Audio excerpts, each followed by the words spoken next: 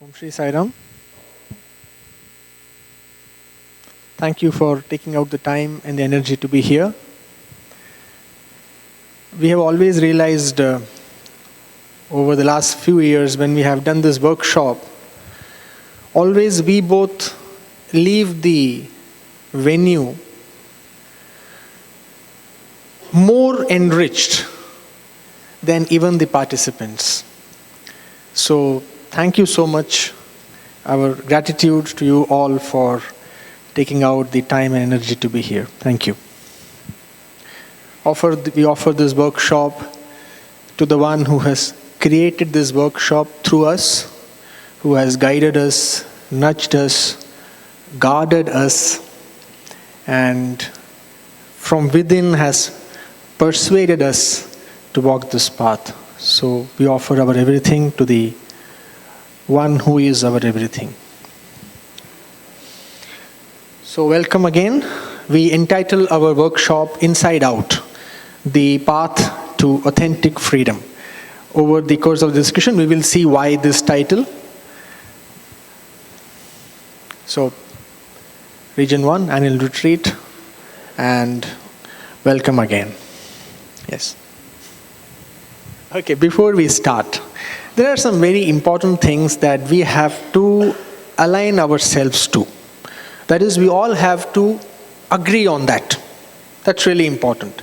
Because usually in the Sai fold, we are used to talks which are valuable, which are very beautiful and very useful, where devotees come and share their experiences and their learnings. It has a place. But this workshop is different.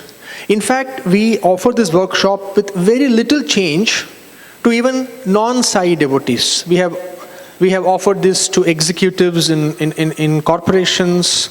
We have offered this in universities which have nothing to do with Swami, to people who have not even heard of Swami. So this is slightly different than the usual talk.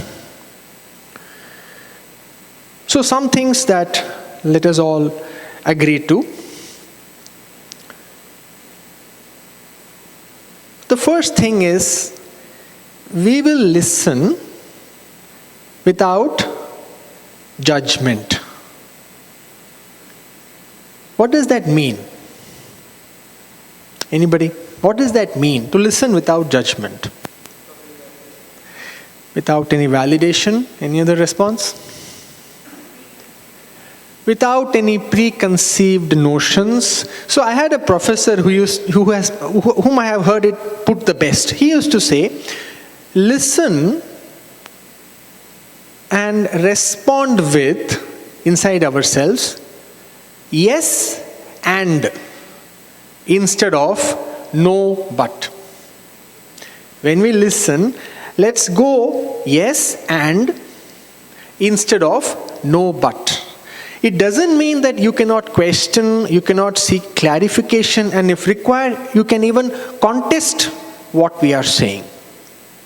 In fact, the second point is, it's very important all of us leave this venue fulfilled. The most important thing is that you ask. You ask and clarify and discuss, and if required, argue if you don't agree with us. So we are not here to give you our truth. We are not here to give you any do's and don'ts, or to discuss right and wrong, high or low, vice or virtue, moral, immoral, pure, impure, black, white, nothing. We are here so that our own truths can emerge from within ourselves during the course of the day. Is that clear? So we are not here to give you some truth or some do's and don'ts. It has to emerge from within. Therefore, it is very important that we participate, we interact, and you ask and question and clarify till all of us are satisfied. Of course, within the constraints of the time, it is also important that whenever we ask, we stick to our question specifically. Right? So, if somebody takes a lot of time, then I will request you to give me the liberty to stop you and request you to focus back on the question. The third most important thing is, In fact, this is the single most important thing. As we have left our footwear outside, can we also leave ourselves outside and then come and sit here? Can we do it just for the next hour, hour and a half, and whenever we meet again? Just leave ourselves. What does it mean, we leaving ourselves outside? All our ideas, our beliefs, our convictions, all that we think, we know. And can we sit here in a place of not knowing anything? Just for a brief 1.5 hours. When we go back, we can take back ourselves. No problem. Just for the next hour, hour and a half. Can we sit here in the place of, inside ourselves, I don't know? Because only when we say, I don't know, there is a possibility of actually knowing something deeply. The moment we say, I know, the game's over. No deepening of insight is possible after that moment. So can we sit here completely, all of us, including us both, as completely one big zero? One big zero. We don't know anything. We listen without judgment, ask and clarify, but we sit in a place of not knowing anything. And the last most important point is, the workshop is for a day, but the work is for life. We, inspired by Swami, can at best offer some practices. We will have some demonstrations, some meditations, some processes which we will offer and we will all practice together for a brief period of time.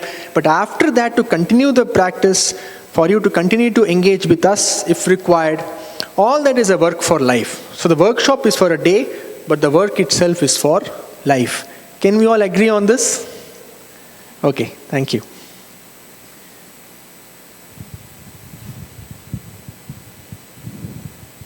Okay. Can you hear me? Is this a...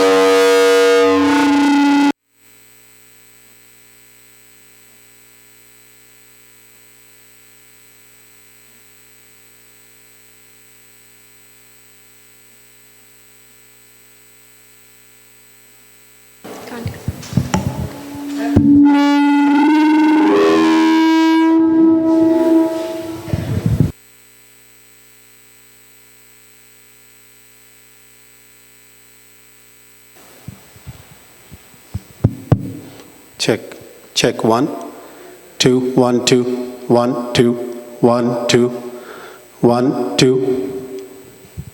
Thank you.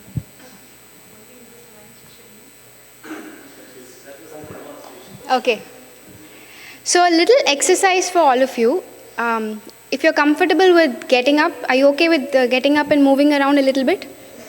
So what we're going to do is, within the next few minutes, each of us will meet about 15 people, 15 different people, and share something about ourselves with them.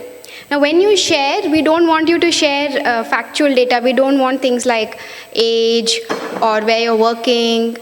No. What you can share is something like this. You can say, hi, I'm so-and-so, and I love scuba diving. Or you can say, hi, I'm so-and-so, I'm getting married next week, and I'm really excited about it. Okay? So something that you're going through currently in your life, something different, 15 different people, 15 different things. Okay? Or you can share something like, say, hi, I'm so-and-so, I'm trying to lose weight. Hi, I'm so-and-so, and I really like Thai food. Okay? Something different. Shall we start? 15.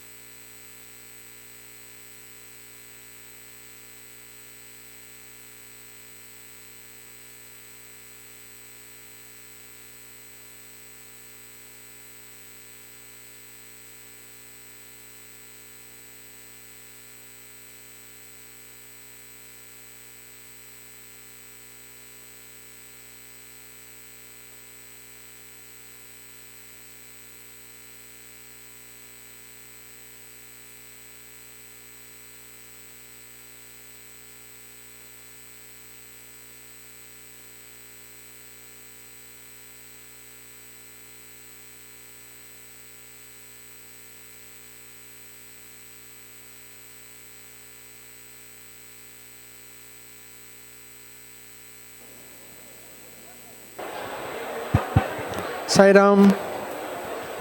Sai Ram. Sai Ram. Sai Ram. Sai Ram. Please sit down, please. Please come back to your places. Sai Ram, please come back to your places, please. Sai Ram.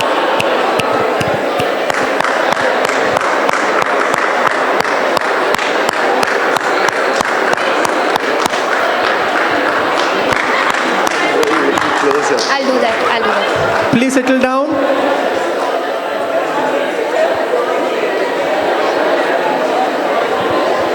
Please settle down.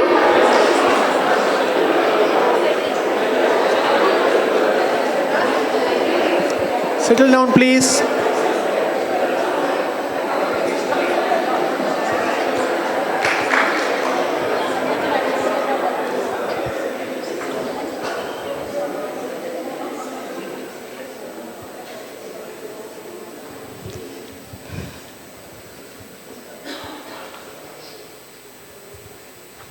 Okay, so how was the exercise?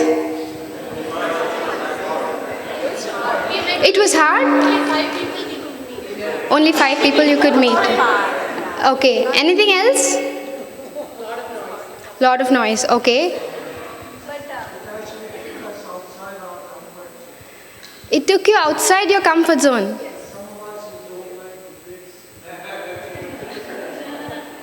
Okay, anything else? Sorry? Okay.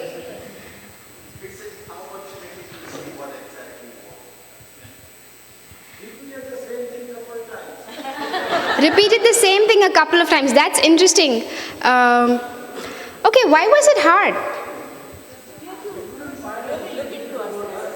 You had to really look into yourself, okay.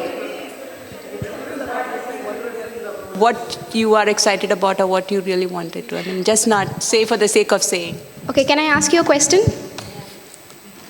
One question? Yeah. How long have you lived with yourself? I know, that's my problem, right? I'm telling you. We left ourselves outside. We left ourselves outside. That's why we didn't have anything.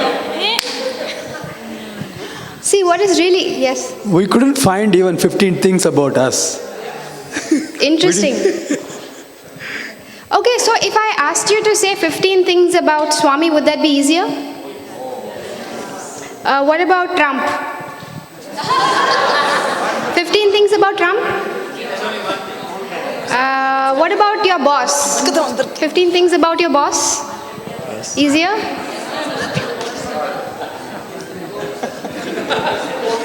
What about your spouse? 15 things about your spouse?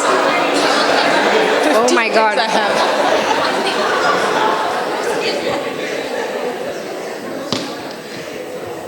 See, what's really interesting about this is that we have lived with ourselves our entire lives.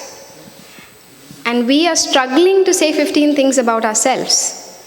And what you would have also experienced while doing this is a certain kind of resistance. Sometimes we find ourselves repeating the same thing because you don't want to delve a little more. Did you feel certain kinds of sensations in the stomach or in the chest? Something different because you don't want to actually do it.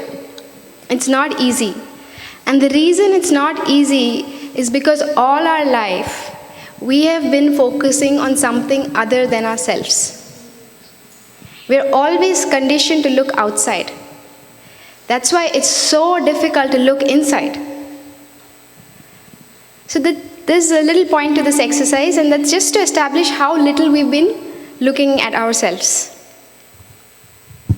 Yeah, so just to emphasize the point, how less we are acquainted with ourselves that we find it's so hard to find even 5 or 6 different things to say about ourselves.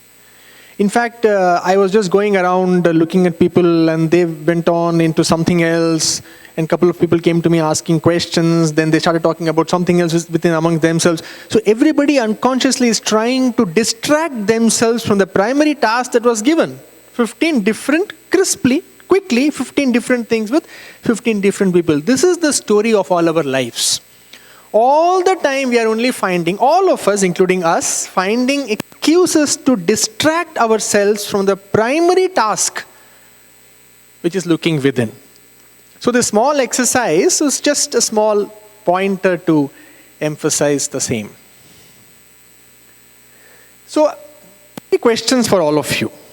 Okay, you can just think of the answer. I'll give you 10 seconds. All these 3 are the same questions actually. I have just paraphrased them in 3 different ways. Same answer. So 3 people who are most important in your life, 3 people who you love the most, and 3 people who we think deserve maximum love from us. So it's the same answer, the same 3 people for all the 3 questions. Okay, anybody wants to share with us their 3 people? Yes. Sorry? 3 kids. 3 kids, okay. Great. Kid 1, kid 2, kid 3. Okay, excellent. Yes, ma'am. Since I don't know their names, yes. Myself, Yes? Baba, and my dad. And family. So, herself, Baba, and family, 3 kids. Anything else? Yes, that's all? Others don't have anybody? Students, okay. All right. Sir. Okay. Swami, parents, and himself, yes. Same thing. 3 people. When I say 3 people, Yes. they're outside of me, Okay. their opinions, Okay. what I am thinking of myself. 3 specific people. Yes, Husband, I'm wife, a specific. spouse. Okay. I'm a specific person. Okay. The world around me is very specific to me. I experience that world which you don't. Okay. So that is important. Okay.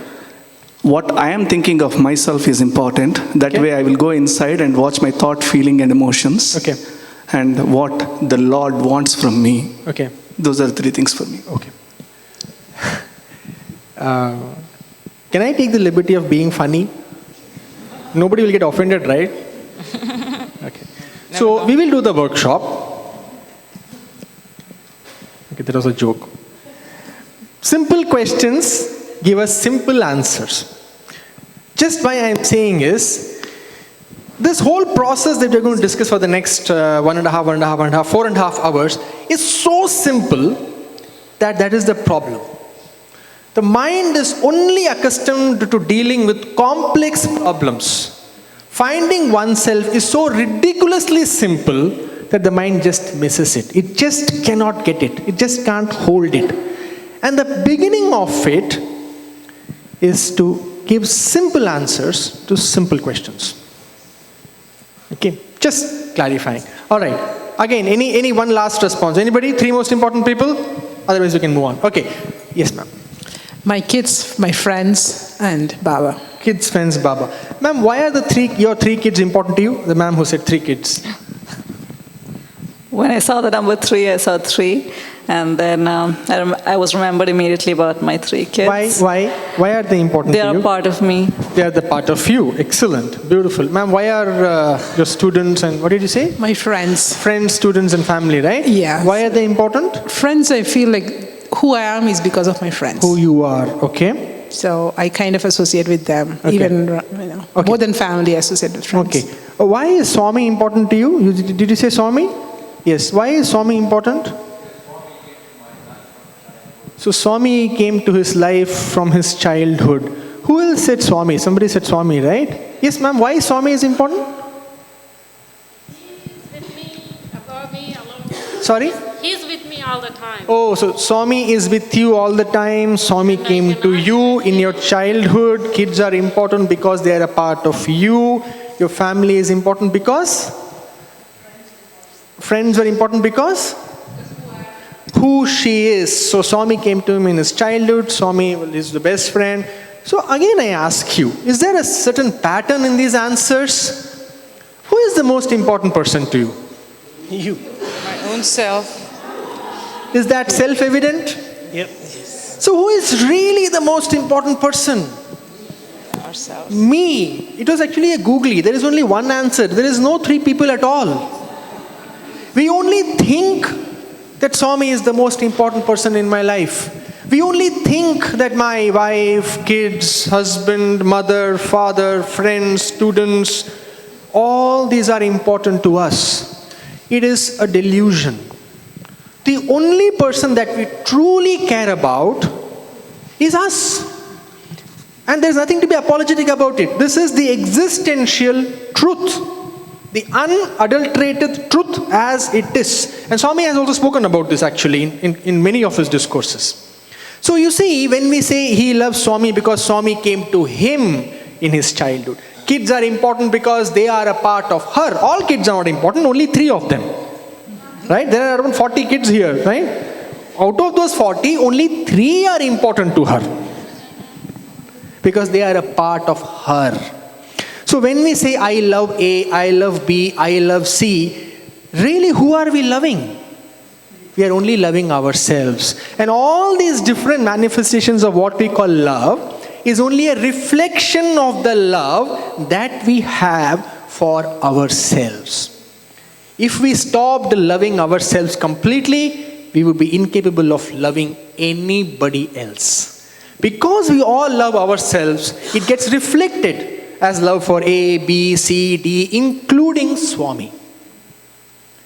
So sadhana is about becoming conscious of this love that we have for ourselves and trying to deepen it. Does that make any sense? Mm-hmm. Okay. Once Swami told me in an interview, he said, if you can manage yourself, you can manage the whole universe. Not just manage your career or manage your family. He said you can manage the whole universe. Okay, one more question. Oh, sorry. Before that, once more. No, 2 clicks. 2 clicks. No, you're going back. Go forward. One more click. Yeah. Okay, where do I exist? Where do you see me? Where do you see me? Yes. In me. How? Thought? Yes. But what about your vision? So I'll explain. Yes. So if I did not know anything about a human being, how can I figure it out that you are a man or a woman? One second. So this is. One second. Where do you see me? That is in me. Physically. So how? Correct. Your answer is right. Absolutely. How do you see me inside yourself? Oh, right. That's the right answer. Exactly. Are you a physics student? No? Okay. Biology student, but that works. So basically, you know the physics of it. The light falls on this body, gets reflected. Actually, I'm reflecting white light, and then it goes inside the eyes, on the retina, inverted image, and all that story. So basically, you see me inside yourself. Correct, sir. Thank you. Where do you hear me? In me. The vibration of the eardrum, so we hear. Where do you understand me?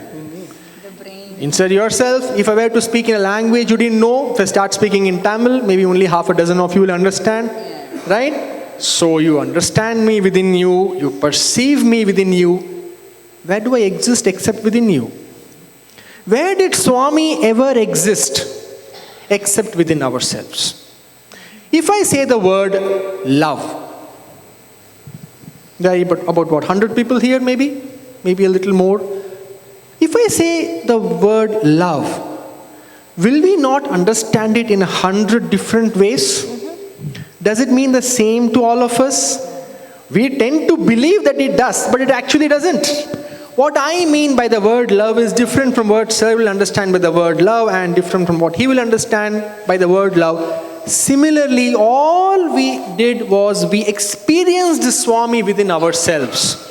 But we only thought that we are seeing him outside and he is that physical form, which he was too. But the experience of Swami, which is alone is valuable, was always happening within us. So this workshop is about trying to deepen that experience, to make that experience more deep and profound within ourselves. Okay. One more question. Where do we experience everything that we experience? Simple answer. Within ourselves. Let's not say mind because we don't know yet what's the mind. Let us say within ourselves. Is that okay? Or what does it mean when we say, I can't handle this situation? So we all have seen this, right? I can't handle my boss. I can't handle my 3 kids.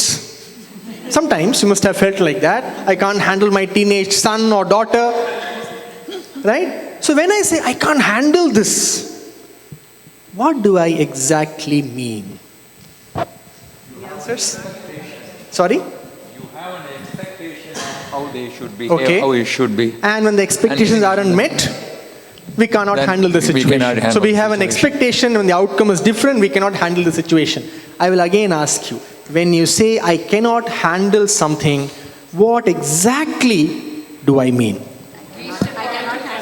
Sorry, yes ma'am.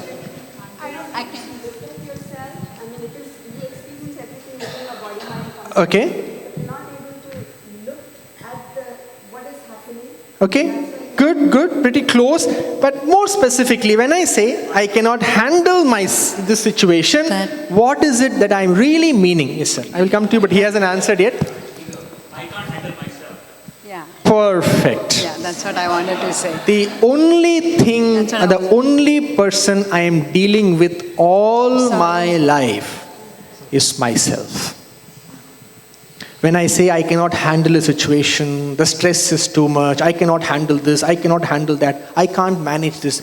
Basically what I am saying is I cannot handle what is happening within me. Because life is happening within us. I cannot handle my boss means I cannot handle myself when I am with my boss. I cannot handle a situation. I cannot handle the way things happen within me in this situation. So, exactly as that brother put it. That is why Swami said in the interview room, if you can manage yourself, you can manage the whole universe. So the only person that we are dealing with is ourselves. But as we saw in that exercise, how little we are acquainted with ourselves. So what truly matters then? What truly matters? Right now, sitting here in this hall, what truly matters?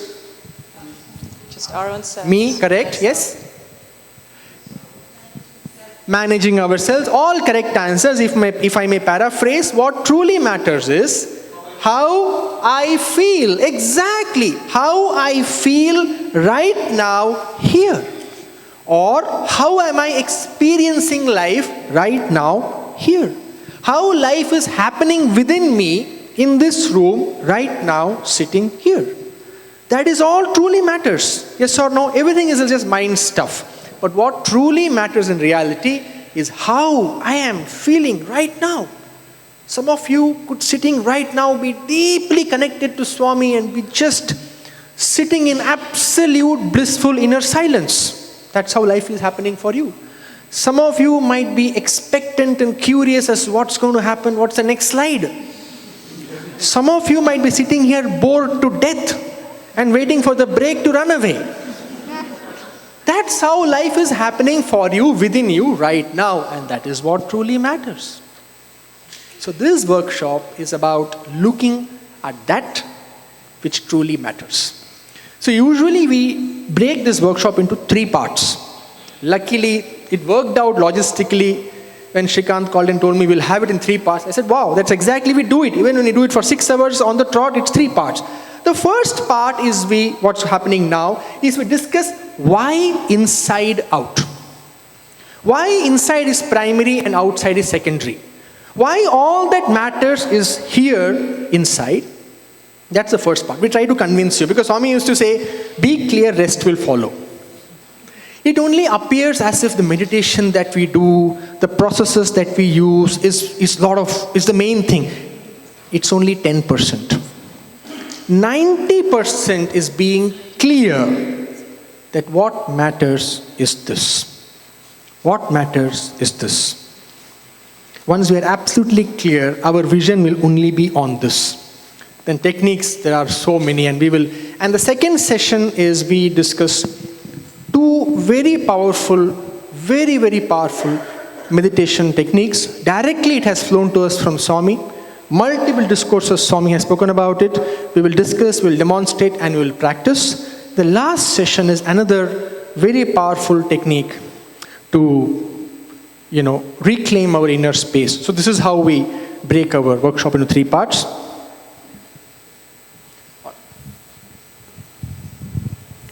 another exercise. What do you think is happening in this picture? She's enjoying the nature, okay. Water is calm. She's contemplating. Water is calm. The water is calm, okay. She has lost herself, okay. Anything Having else? a quiet time. She's? Within herself. She's reflecting, okay. Anything else? She likes solitude. She likes solitude, okay. She's connecting with her inner self. She's connecting with her inner self, okay. Anything else? She's having a me time. She's having a me time, okay. Anything else? How high is the elevation of the mountain across there? Can I get across there? Do I have enough time to climb it? Do I have everything I need to climb it? Possible, okay. Anything else? It may be? It may be a he. It may be a he looking for something. It may be a he, exactly, yes. How do you know it's a she? Anything else? Oh, why not? You don't know, okay. She's at peace. She's at peace. Maybe she's very unhappy. How do you know? Maybe she wants to end her life. Now, how do you know? You can't see her face.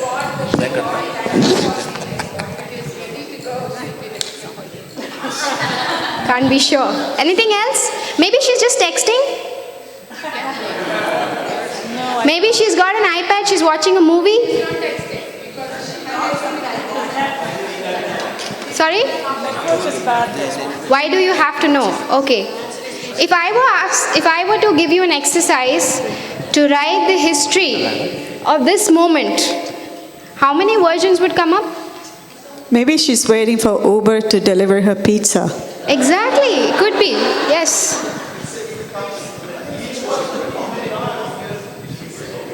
Uber Eats was there. Yes, if I asked you to write the history of this place, there would be so many versions. But which is the truth? Everything is true. We want authentic history. Which is the truth? None of them. And why is that? But we don't even know if she's a she.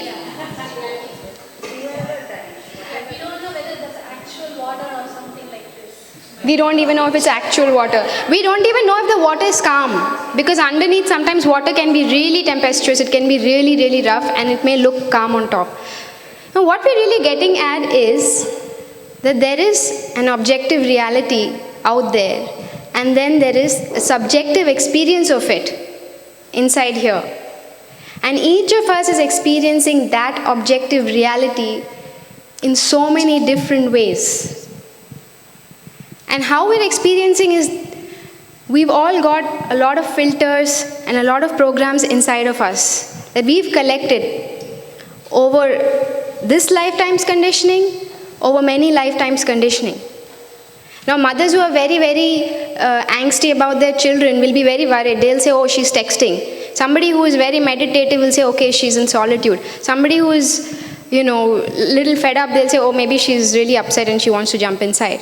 But this is all how we look at reality on a day-to-day basis. We are constantly interpreting phenomena based on what we've collected inside of us. And this is the way we do it, moment to moment, day to day, life to life. We actually don't know anything. We are always filtering reality through our collected conditioning. So what do we truly know? So this is just a metaphorical example to how all of us live our lives all the time, thinking we know, passing judgments, convincing ourselves and trying to convert others. You are wrong, I am right. All this thing is basically comes from this, but none of us know anything. Only that we know truly, which we have found inside ourselves beyond thought. Because all thought is conditioning. See, for example, we have been conditioned to believe that women have longer hair. And women's bodies look in a certain way when looked from behind. It is not always true. So all of you, except one gentleman here, assume straight away it's a she. Well, it may be a she. That's not the point. The point is just to become aware as how we are always functioning in this world based on our past conditioning. And the objective of sadhana or spirituality or spiritual work or inner work is to reach the place of unconditioned awareness, where we are able to see things as they are. Again, it's a metaphorical example. It's just, it's not really important, but this is how we live our life. I'm reminded of a Zen story. So there is this man who wanted to meditate. And he was fed up because he was not finding a quiet place anywhere. So he took a boat. He rowed himself to the middle of the lake. He put down the anchor and he sat in yoga mudra and he started meditating. In the middle of the lake, who can disturb him there? And after about 10 minutes, another boat came and rammed into his boat. Dhak, he got late. And he was, what is this? People can't leave me undisturbed even in the middle of the lake. But he did not want to break his meditation. He continued. After 3 minutes, again the boat rammed. And he was so irritated. How can somebody be so dumb? Can't they see I am trying to find inner silence here and this fellow is going? After 3 minutes, again. And he kept ignoring it. No, I will sit in myself. But after some 7-8 times, he had enough. He was really angry. He turned around to shout at that person. And what did he see? There was nobody in the boat. It was an empty boat that simply drifted in the breeze and was going on ramming on his boat. So, just another example of how we see things the way we want to see. Right? It's also an indication of how life happens within this space. All our experience of life actually happens here. We think it is out there. We think it is because your boss is like this, that we are experiencing life like this. But all interpretation happens in this space. So all life and all experience of it also happens within this space.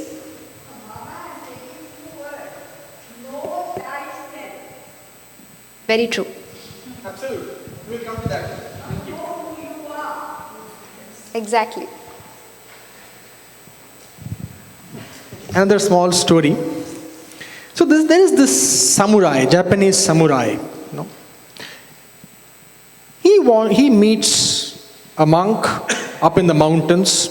He wants to seek answers to life. Now the samurai is not an ordinary man. They are highly trained, very alert, very skillful, very intelligent. They were the Japanese emperor's personal guards. So this man who has a certain level of maturity of intellect, he goes to this sage and he asks him, "Sir, I want to know, where is hell and where is heaven? What is hell and what is heaven?" The sage looks at him and says, "Well, I don't think you are good enough to understand. It needs a very sharp intellect, and I think you're really too dumb. So, just go back." Now, nobody has spoken to the samurai like that. He is very irritated and very angry. And he starts to seethe with rage. Shaking with temper, he unsheaths his sword and is about to chop the head of this monk. And the sage smilingly tells him, "Son, this is hell." The man realizes his folly, puts back his sword, kneels down with humility and says, "Oh, I'm so sorry." The sage says, "This is heaven." So life happens only here. There's one more of my favorite story which I have narrated many times in Swami's presence, and Swami used to love it. Because after the talk in the interview room also, Swami used to talk about this. This story is very simple, just 2 minutes. So there is this person who is looking for something outside his hut. He's looking for something. A passerby passes by and he says, "Brother, what are you looking for? Let me help you. We can both look together. We might find it faster. What are you looking for?" He said, "I'm looking for a needle." a small tiny needle. So this passerby says, well, let me also look with you. He says, do you have any idea at all, generally speaking, where did you might have dropped it? He says, the man says, I am not a general idea, I am absolutely certain that I dropped the needle inside the hut. Then he says, why are you looking outside? He says, well, inside is really dark. Outside it is all well lit. So I am looking outside. Life happens here, but we're looking outside. That's why Swami said, my chair is here. The only place we can find anything of value is here. So, are you convinced about the title? Inside Out, that's the path to authentic freedom. Yes? And what is freedom? What's freedom? What do you think is freedom? What does freedom mean to you? The ability to handle a situation. Okay. The ability to handle a situation. Excellent. All right. Sure. That's a result of freedom. Yes. Anything in the moment. Okay. Sorry, sir. Free from all fears. Very good. Letting go. Letting go. All right answers. All right answers. Let me put it in one, compile it together. Freedom means simply to not need anything or to not depend on anything to be okay. So I am okay. I am okay. We should be so steadfastly settled, not as an intellectual belief, but a direct experience that deeply I am okay.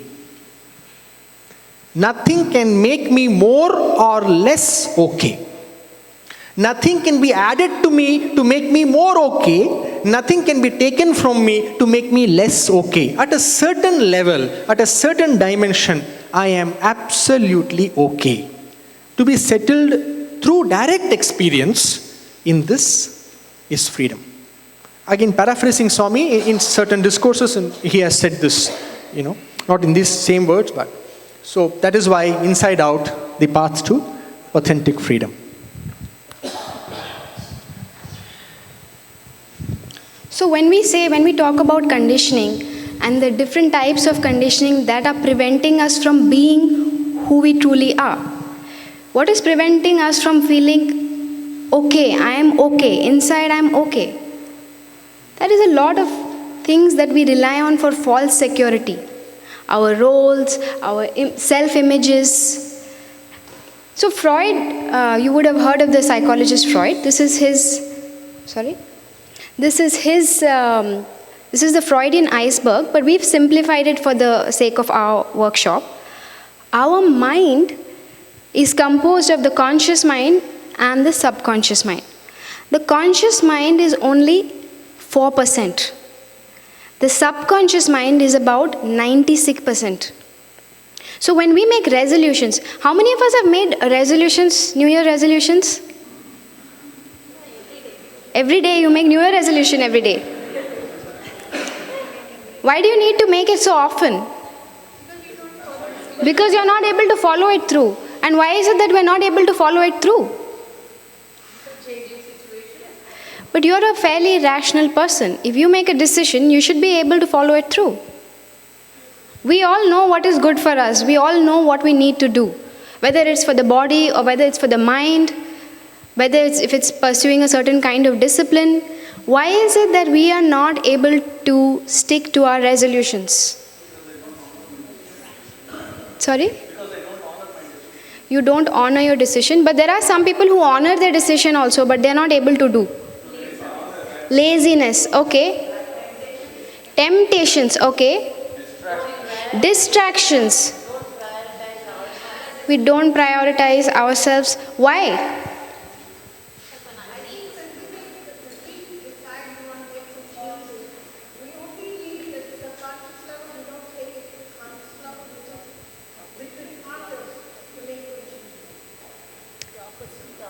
It's the other way around, yeah. The reason is The conscious mind. When we make decisions, we make it with the conscious mind. And that only constitutes about 4%. But we are actually driven by our subconscious program. So we are like a being that is driven by this program, this software, which is the accumulation of a lot of conditioning that comes not only from this life, but many, many lifetimes. So when we know consciously that this is good for us, we are not able to carry out with it because there are so many subconscious, unconscious tendencies that come up and stop us from doing it. It's like if the conscious mind is one person, there are 19 people that constitute the subconscious mind. So one of you is ready to do something, but 19 of you is pulling you down. That's a pretty difficult battle. And the task of looking within is to actually throw light on this subconscious part. So for a lot of people, a lot of great beings like Swami and other enlightened beings, what happened was that the line between the conscious mind and the subconscious mind diminished. It just went down. So our job is actually, when we say inner work, it's about putting light in the subconscious mind and pulling out thread by thread all our subconscious patterns that have been holding us back, not just in this lifetime, but for lifetimes. And if we don't look at it, they will probably carry on to another lifetime. So what's the subconscious mind? So what's the subconscious mind is basically the collection of everything that has been put into it from lifetimes. So as Supriya said, sadhana means to pull the line down, to make more and more of our subconscious mind conscious. So when we say Swami is full of light, what we really are saying is Swami is completely conscious. There is no subconscious or unconscious. He is just, that's why Swami says, I know myself, you don't know yourself. That's the only difference. But what is it that we don't know? We know ourselves, I am Dr. So-and-so, I am this, I am that. But what we don't know is what is subconscious. So Swami says, when I know myself, he only says, I know myself completely. From origin to destination, everything is light. No subconscious, it is all conscious. So that is why, I want to get up at 5 o'clock and meditate. But at 4:55 when the alarm rings, something goes and puts it on snooze. But somebody said, I don't prioritize. Well, you prioritize. That is why you decided that I will get up at 5. But the person who puts the alarm on snooze is not the person who decided to get up at 5. To bring these two into alignment is sadhana. That is inner work. To be completely aware of oneself, obviously by paying attention to oneself. So that's the game of conscious and the subconscious mind. Yes, of course, sir, please. Well, there is no real alignment. It is just that the subconscious becomes conscious. I'm being asked to repeat the question. So I asked for a definition of the alignment between the conscious and the subconscious and how one would even attempt it.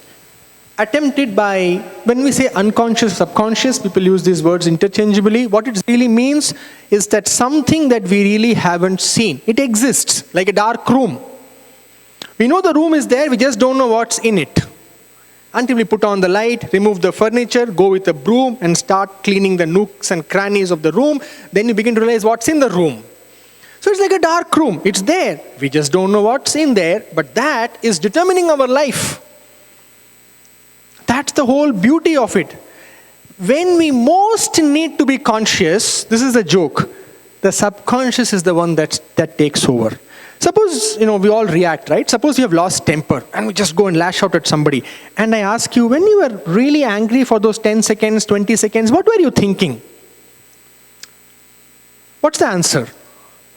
We don't know. We may know the after consequences of lashing out at somebody, right? Disturbance, emotional problems, broken relationships and whatever. But what happens in those 30 seconds, we don't know. Why don't we know? Because it is not the conscious mind that gets angry. Another person has taken over. So to deepen our awareness, to make the subconscious conscious. So alignment is a word I just used, but what it really means is to become more and more conscious. That's all. Just be more aware. Aware of what? Of this. How? That's the remaining part of the workshop. Yes, sir. Just is the subconscious the same as unconscious mind? Or what's the difference? So a lot of scholars have written on these things, Freud, Jung, so much work has been done in the academic field. Ours is not that purpose. This workshop is strictly experiential and practical to guide us to go within. Therefore, for the purposes of this workshop, yes, subconscious is same as unconscious. Something which we are not aware of. Something which is, but we are not aware of. That's subconscious, unconscious. Yes, ma'am. Yes. Yes, very much.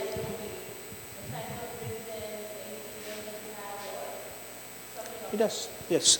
Dreams are also, yeah, yes, but that's not strictly within the scope of this workshop, but yes, correct. Looking at dreams with awareness throws a lot of light. But there are more direct methods of becoming conscious, which we will discuss. Anything else? Sir. Life is happening in the subconscious mind.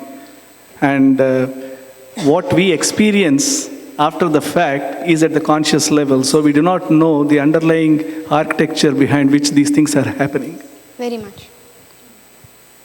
Well put. But ignorance is not an excuse in existence. Yes? Suppose you go to the top of this building and say, I completely believe that gravitation does not exist. And if I jump, will it cease to exist? Ignorance is not an excuse in existence. So, the subconscious mind rules. Just because you're not aware of it, it doesn't care. That is existence. So, very well put. That's very well put. Yes, we couldn't have put it better. Thank you. I saw one other hand. Yes, ma'am? Sai Ram. When we are angry, when we ask what happened, and we don't know. But we know how we felt. Yes. That Maya Angelou's quote, you forget what they said, but you'll never forget what they made you feel. Maya Angelou's quote is very powerful in the sense that you remember years later what happened in that house, but you don't know what exactly they said, but you know that you didn't feel good. The feeling is there. So, Saira. Absolutely correct. So we feel the after effects. My point was at that time, that 5 seconds, 10 seconds, 20 seconds is like a black hole. We just don't know. We have no idea. Of course we are left with the after effects, yes. I think we can see in small kids, whatever they do is their subconscious mind. I think without any fear of anything, whatever they come out. It's true. They haven't yet had the social conditioning. They haven't yet been educated. So the point of this conversation is that the subconscious mind, if it's not looked at with awareness and deepened awareness, what happens is that it keeps on gathering energy. So our subconscious patterns, whether it is anger or it is fear or it is some kind of a false self-image, if we don't pay attention to it, it is going to gather energy. And once it gathers energy, it will become like an entity in you. So you may think that I'm not going to be angry, but it'll keep coming up. And when you don't show light and when you don't look at yourself, when you don't do the inner work, what happens is that you keep carrying it forward and forward and forward, giving it more and more and more strength. And no matter what resolutions you make at the conscious level, that subconscious part of you is gaining strength. And in a way, to put it slightly differently, we are living the same day over and over and over again. We only think it's a fresh day. It's a fresh day only when we are also fresh. But we are living the same day over and over and over again. Okay, now, okay. Sadhana is not another way of conditioning. Okay. The sadhana that we will discuss is the way of breaking all conditioning. There are many things which pass for sadhana, I agree, which is another form of conditioning. But Swami taught me to stay away from those things. It is just my personal journey. It's just my personal journey. He's true. What he's saying is true. Many things pass off for sadhana, but it's actually more conditioning over another layer of conditioning. But the sadhana that Swami taught me was to live without conditioning, to do away with all conditioning.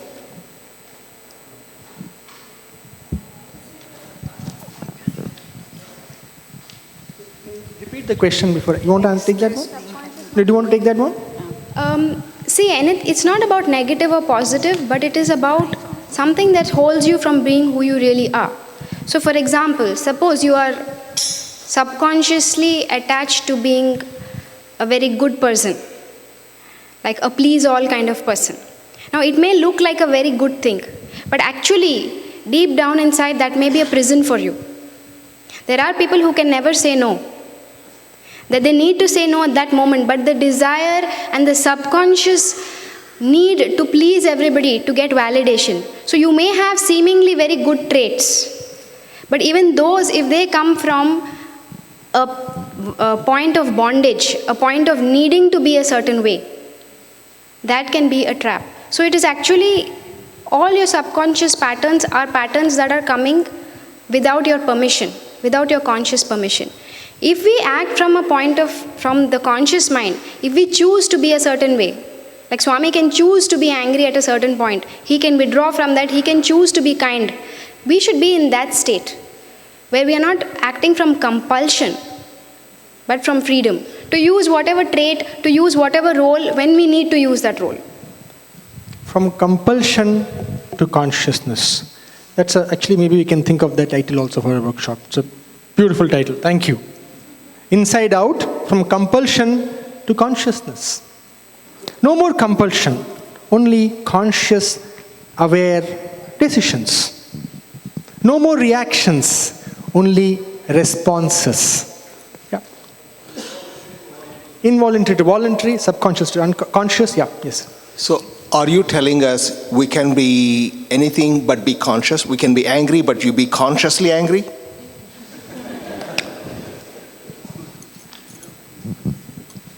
Yes. Yes.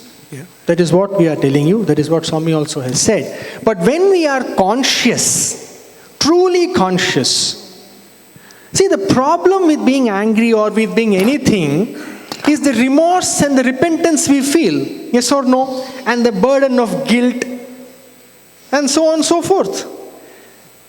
So, when we are absolutely fully conscious, but I would like to make ourselves aware of this fact that we really don't know what it means yet until we have become, it is in our experience. So let us be careful. Until then, it's better to, use some rules of social order. But yes, strictly speaking, when we are 100% conscious, we have 100% freedom to do whatever needs to be done. Yes, that is true.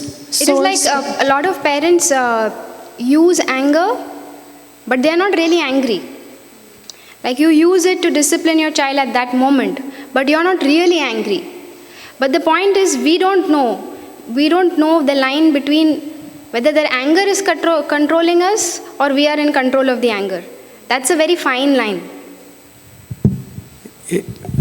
May I attempt a definition of aligning the conscious with the subconscious? The brain is full of information that is experiential. It's there. The conscious mind is aware of the firing of the synapses, which happens spontaneously. That's the subconscious mind. At best, about 300 milliseconds after the firing has occurred. And to the extent that you're aligning the conscious with the conscious, you're in the state of consciousness and calm to be able to decide whether or not to follow the impetus from the subconscious. And also we are fighting at the same time with the amygdala, way back in our evolutionary history, which will sometimes overcome the consciousness. So it's practice, I think, practice of staying in the conscious state. Absolutely correct. And it's not as much as deciding. When we are truly conscious, something else happens. But we will leave that for our own experience. Okay, we will now move on. All right, we'll now move on to quickly do one tiny meditation. Is that okay before we break? That's in a way good, because then we don't have to have all the meditations in one session, and that too is a post-lunch session. So, so let us do at least one now, okay? All right. Okay, yes. I have one question for you. Once more. One more click. Yes. Can you feel your body from within? So why we are doing all this, we will discuss it. Don't worry, we will not leave this dangling. But for now, let's just do. And 3-4 slides later, we will go into the why of it and why, what is the use, what's the purpose, how does this work, how we use it in our life. We'll look at all that. Now my question to you is, can you feel your body from within? Don't close your eyes yet. Let me. Do you have a body? Yes, thank God. When sometimes in the workshop I ask, do you have a body? He said, no, I am Atma. Simple question, simple answer. Say what is your experience right now, here. Yes, you have a body. Correct? How do you know? No, how do you know you have a body? Yeah, so you can see it, touch it, hear it, right? So basically the 5 senses give us evidence that there is the body. Now this meditation is this. It's a very, very powerful meditation. Variations of this have been discussed in so many religions, and so many masters have spoken about this, variations of this. Okay, some people call it vipassana. There are so many different kinds, but we will do this. So what is this? What is this practice? Is simply this. With eyes closed, I want you to feel your body. Which means, when you close your eyes, don't close yet, when you close your eyes, you could start by becoming aware of what is happening within the space which you call your body. So you might start to move from the top of the head and then move your awareness within the body, as if you have jumped into your body and you're traveling within, from this area to the eyes, nose, lips, neck, chest, stomach, goes on and on till the toe. Again, start from the toe, move upwards, go to the head. So this journey, all the time being intensely aware, as intensely as possible, as to what is happening. The important thing is to not pass a judgment or a label. Not to try to label, oh, this is good, this is not good, I wish something else were happening, what is happening to my neighbor, all that is not important. Just what's happening here, and we become intensely aware of it, that is all. And just aware. Nothing else needs to be done. Nothing needs to be changed. Nothing need be anything else other than what it is. Nothing need be anything else other than what it is. No labeling, no definition, no words, no dialogue, no inner dialogue. Just aware of what's happening within. Meditation does not require music, but many of us are not used to meditation, so we will support it with some curated music. This music we have hours and hours, we have gone through some 6 GB of music, played it on ourselves, sat in meditation and seen what happens to us. With that lot of work, this music has been selected. But don't focus on the music, let it do its work. You can just do this. Only 3 minutes, is that okay? So those who are sitting on the chair, kindly uncross your legs. It should be uncrossed. Uncross your hands. You can place your hands on your thigh. Those who are sitting down can sit in crossed leg. That's a good position actually. Only those who are on the chair can uncross. It will be good if your feet touches the ground. Not necessary, but it will be good. You can keep the palm upward or downward. I usually keep downward, but you could keep upward also, whatever suits for you. As the music starts, please close your eyes and do this journey. Don't take more than 1.5 minutes to go from top to down. Otherwise, you might just fall into sleep or something. In the beginning, right? Those who are used to meditating, you can just not bother about the music. If you are really good at meditating, it doesn't make a difference if the music is there or not. Right? So, it won't matter. Yeah, can you play the music? Lights off? Yeah.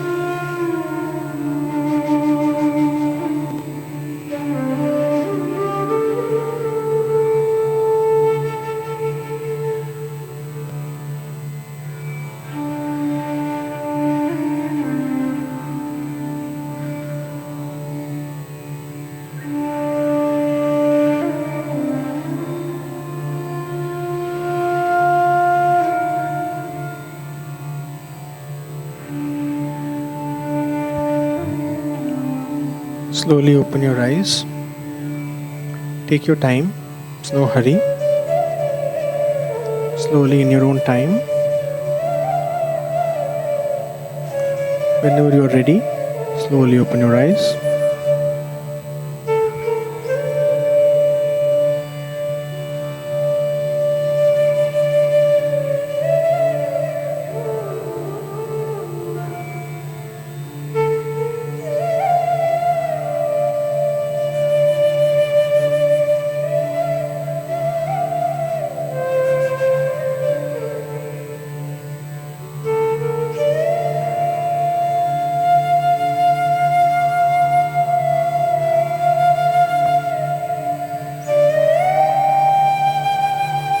Slowly open your eyes.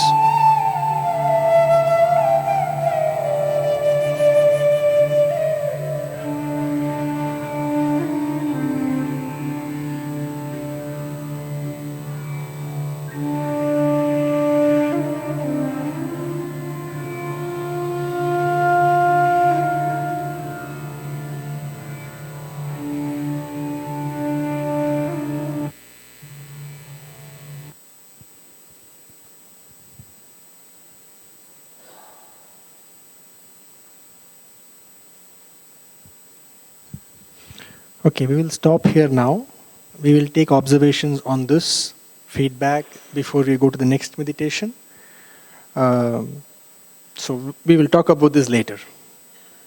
Right? So let me leave you here. Sai Ram.